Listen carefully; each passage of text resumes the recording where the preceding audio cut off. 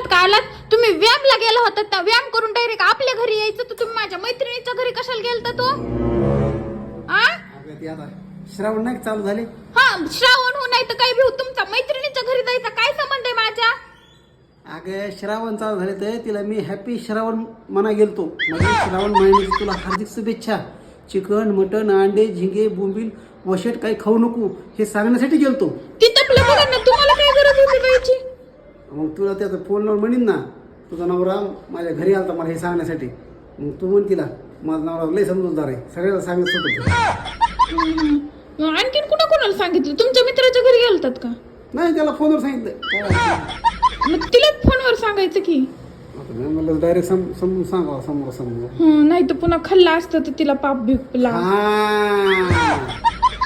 बरं केलं बिचारी माझी मैत्रीण पापातून मुक्त व्हा म्हणून तिला सांगाय गेलात. बरं केलं.